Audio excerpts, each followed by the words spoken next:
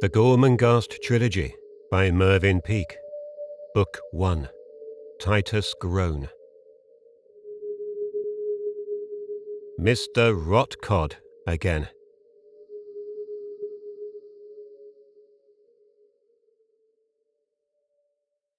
The while, beneath the downpour and the sunbeams, the castle hollow as a tongueless spell, its corroded shell dripping or gleaming with the ephemeral weather, arose in immemorial defiance of the changing airs and skies. These were but films of altering light and hue, sunbeam shifting into moonbeam, the wafted leaf into the wafted snow, the musk into a tooth of icicle.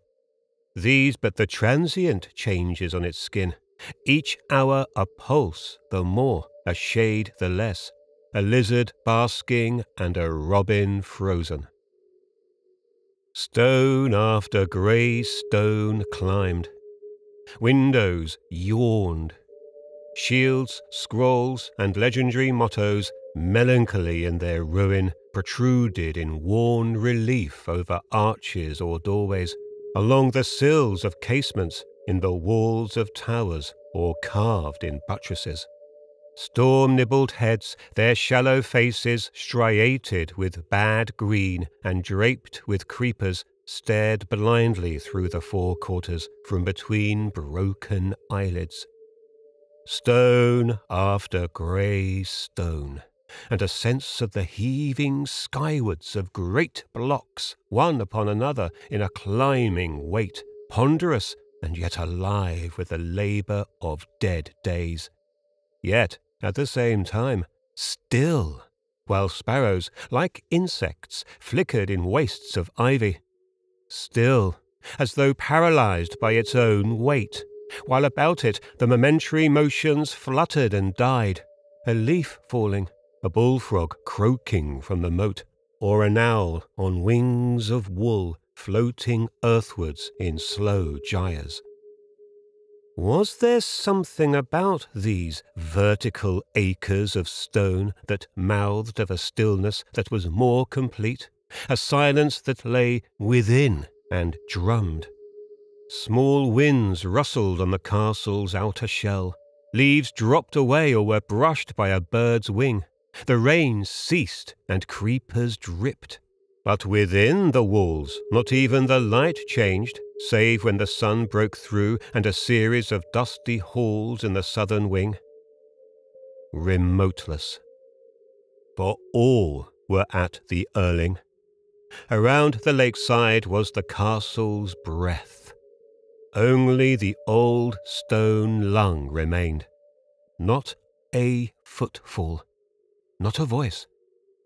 Only wood and stone and doorway, banister, corridor, and alcove, room after room, hall after hall, province after province. It was as though at any moment some inanimate thing must surely move, a door open upon its own, or a clock start whirling its hands. The stillness was too vast and charged to be content to remain in this titanic atrophy.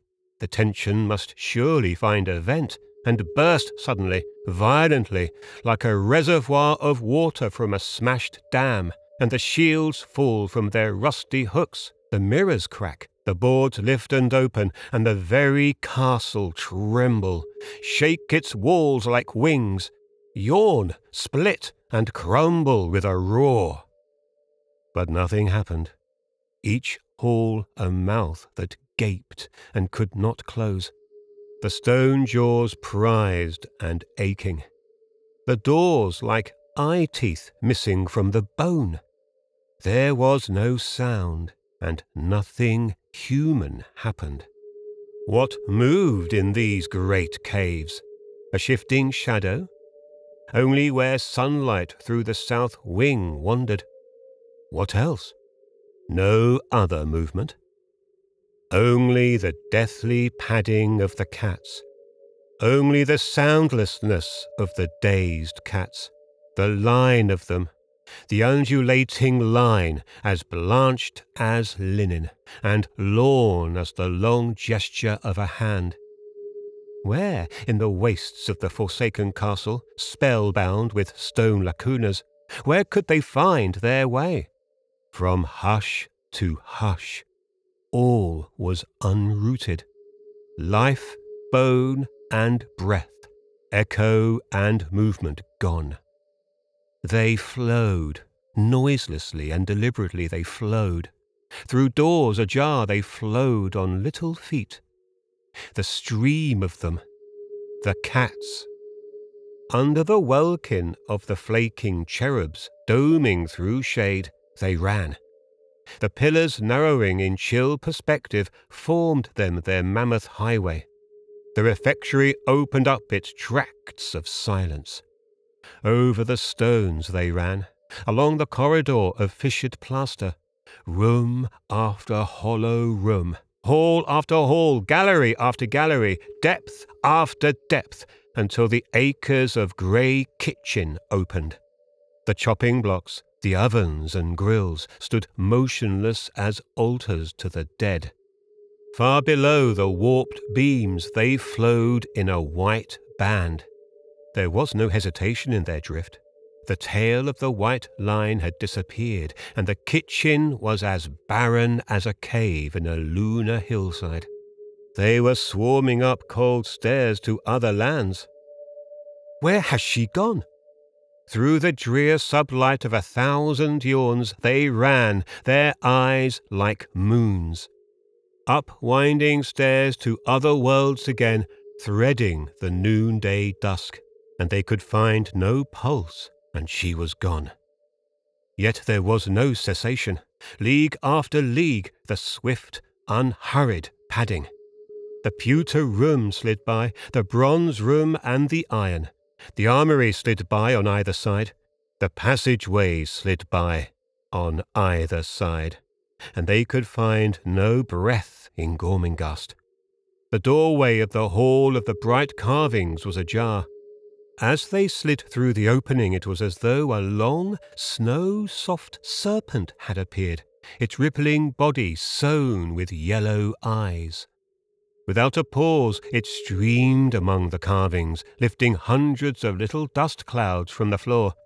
It reached the hammock at the shuttered end, where, like a continuation of silence and stillness in a physical form, dozed the curator, the only living thing in the castle, apart from the feline snake that was flooding past him and was even now on its way back to the door.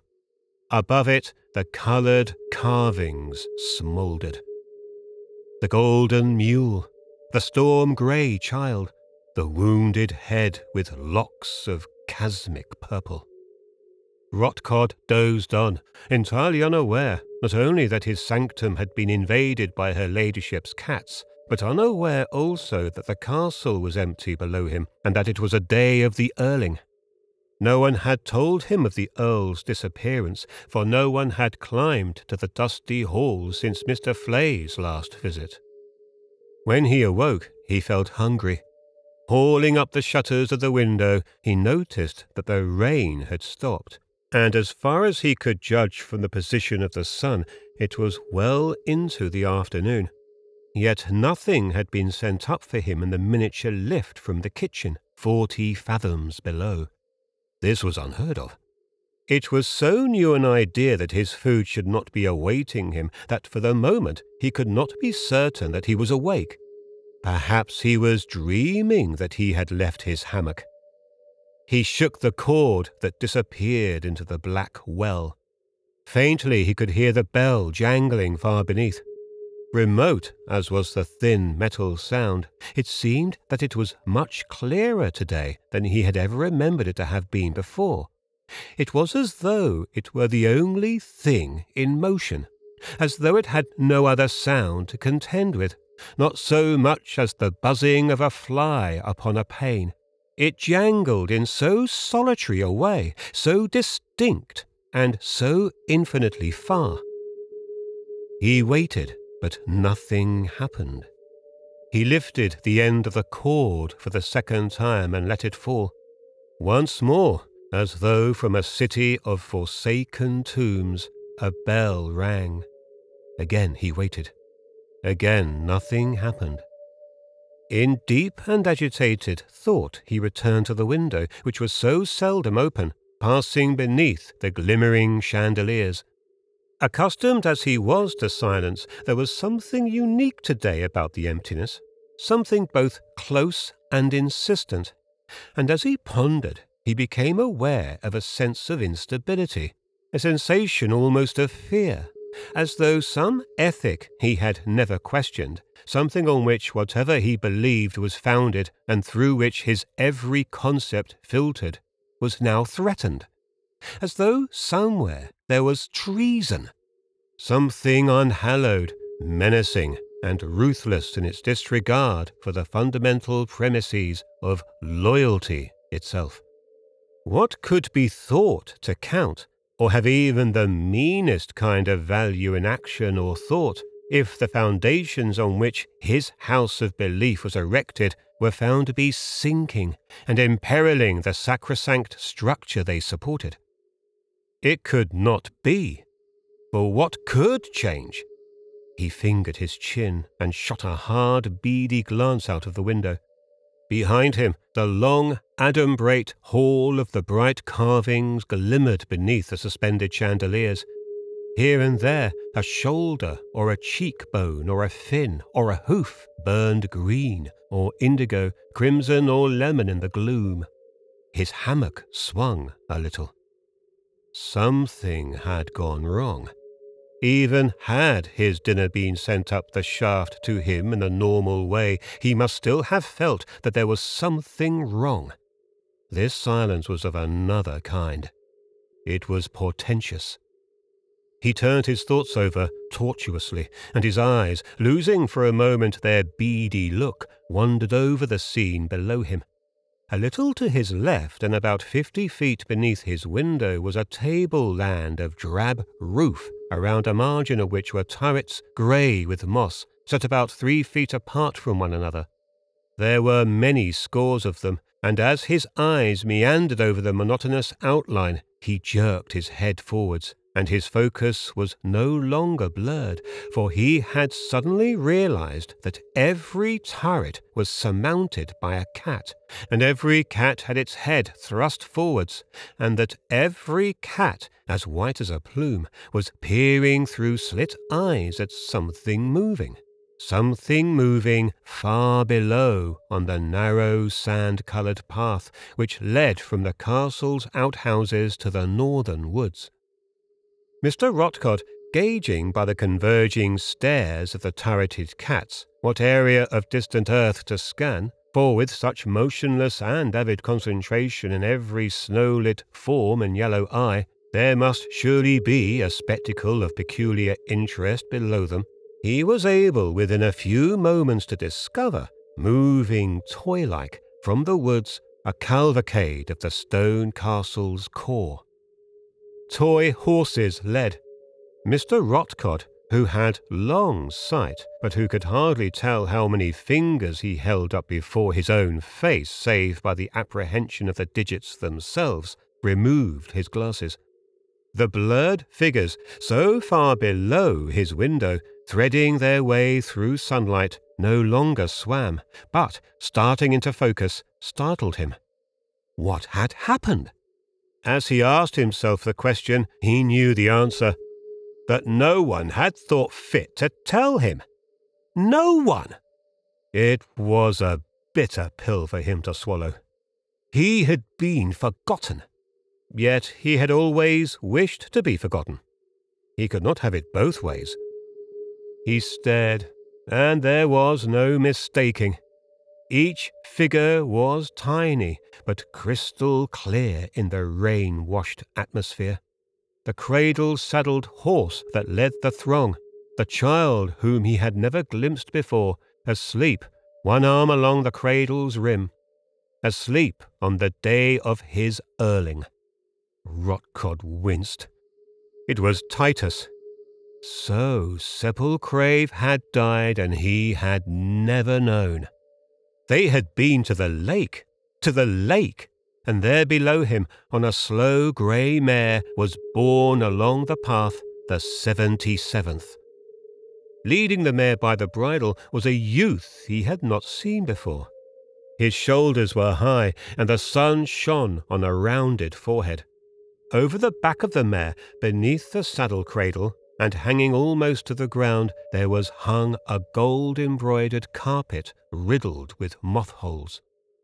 With Titus in the cradle was tied a cardboard crown, a short sword in a sky-blue scabbard, and a book, the parchment leaves of which he was creasing with his little sprawling thighs. He was fast asleep. Behind him, riding side-saddle, came the Countess, her hair like a pinhead of fire. She made no movement as her mount paced on. Then Mr. Rottcodd noticed Fuchsia, her back very straight and her hands loose upon the rein. Then the aunts in their trap, who Mr. Rottcodd found it difficult to recognise for all the uniqueness of their posture, shed as they were of their purple. He noticed Barquentine, whom he took for Sourdust, his dead father, jabbing his crutch into his horse's flank, and then Nanny Slag alone in her conveyance, her hands at her mouth, and a stable boy at the ponies. As vanguard to the pedestrians came the prune-squallers, Irma's arm through her brothers, followed by Pentecost and the wedge-faced poet. But who was that mule-headed and stocky man who slouched between them, and where was Swelter the chef, and where was Flay? Following Pentecost, but at a respectful distance, ambled the rank and file, the innumerable menials, which the far forest momentarily disgorged. To see, after so long a while, the figureheads of the castle pass below him, distant as they were, was, to Rottcodd in his hall of the bright carvings, a thing both of satisfaction and of pain. Satisfaction because the ritual of Gormenghast was proceeding as sacredly and deliberately as ever before, and pain because of his new sense of flux, which, inexplicable and irrational as it appeared on the surface, was, nevertheless, something which poisoned his mind and quickened his heartbeat. An intuitive sense of danger which, although in its varying forms and to varying degrees had made itself felt among those who lived below, had not, until this morning, disturbed the dusty and sequestered atmosphere in which it had been Mr. Rottcodd's lot to doze away his life. Sepulchrave dead? And a new earl, a child not 2 years old? Surely the very stones of the castle would have passed the message up, or the bright carvings have mouthed the secret to him. From the toyland of figures and horses and paths and trees and rocks, and from the glimpse of a green reflection in the lake the size of a stamp, arose of a sudden the cry of an old voice, cruel even in its remoteness, and then the silence of the figures moving on, broken by an occasional minutiae of sound, as of a tin tack falling on a brick, as a hoof struck a stone. A bridle creaked with the voice of a gnat, and Rottcodd stared from his eyrie as the figures moved on and on towards the base of the castle, each with a short black shadow sewn to its heels. The terrain about them was as though freshly painted, or rather as though, like an old landscape that had grown dead and dull, it had been varnished and now shone out anew, each fragment of the enormous canvas pristine, the whole a glory. The leading mare, with Titus on her back, still fast asleep in the wickerwork saddle, was by now approaching that vaster shadow cast by the castle itself, which fanned itself out prodigiously like a lake of morose water from the base of the stone walls. The line of figures was stretched out in an attenuate sweep, for even now, with the head of the procession beneath the walls, the far copses by the lake were still being emptied. Rottcodd switched his eyes back for a moment to the white cats, each on its grey moss turret. He could see now that they were not merely staring at the group as before, but towards a certain section of the line, towards the head of the line, where rode the silent Countess. Their bodies were no longer motionless, they were shuddering in the sun, and as Mr. Rottcodd turned his pebbly eyes away and peered at the figurettes below, the three largest of whom might have been fitted into the paw of the most distant of the cats, who were themselves a good 50 feet below Rottcodd, he was forced to return his gaze at once to the heraldic Malkins, for they had sent forth in unison from their quivering bodies a siren-like and most unearthly cry. The long, dusty hall behind Mr. Rottcodd seemed to stretch away into the middle distance, for with its lethal silence reaffirmed by that cry from the outer world, its area appeared to expand, and a desert land was at his shoulder blades.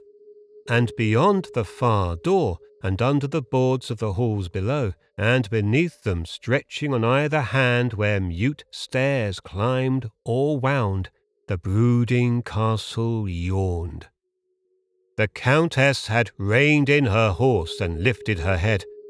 For a moment she moved her eyes across the face of the precipice that overhung her, and then she pursed her mouth, and a note like the note of a reed, shrill and forlorn, escaped her. The turrets of grey moss were suddenly tenantless.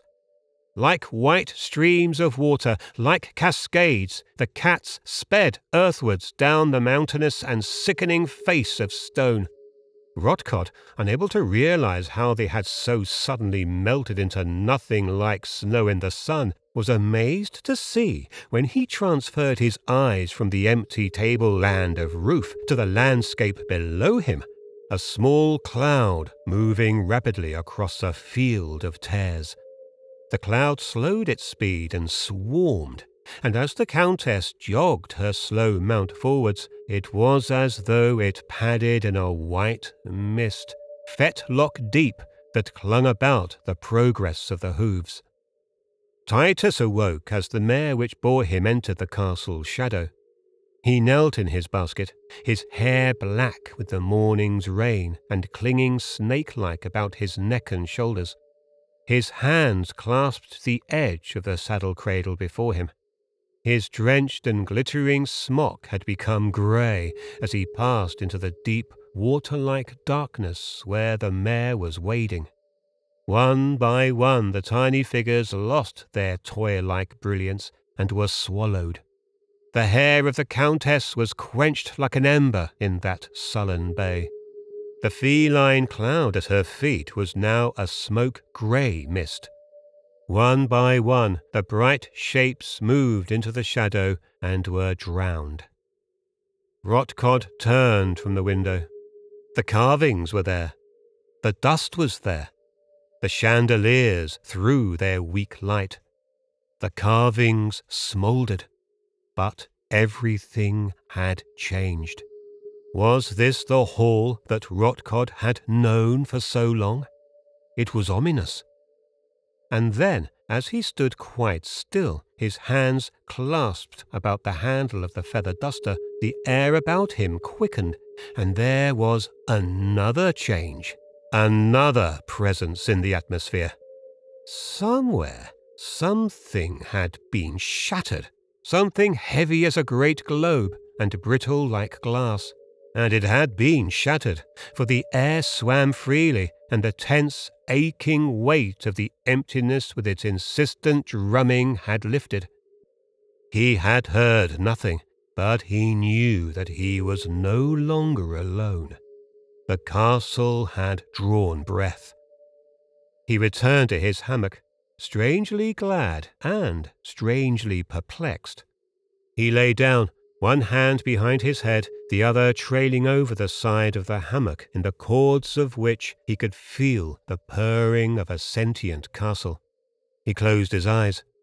How, he wondered, had Lord Sepulchrave died?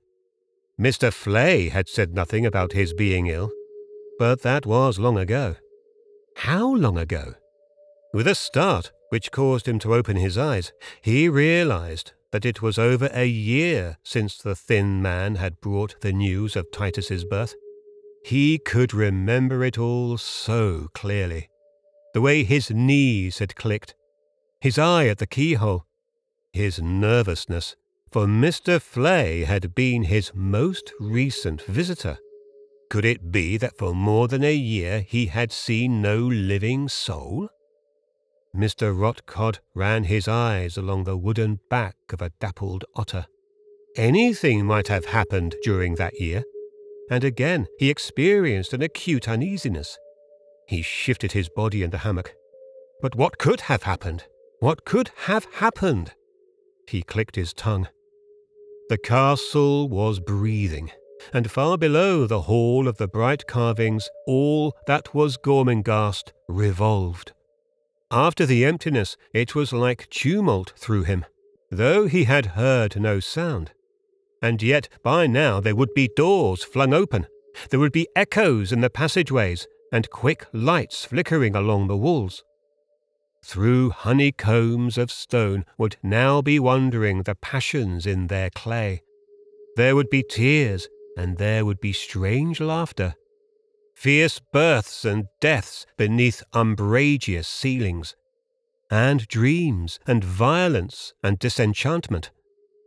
And there shall be a flame-green daybreak soon, and love itself will cry for insurrection, for tomorrow is also a day, and Titus has entered his stronghold.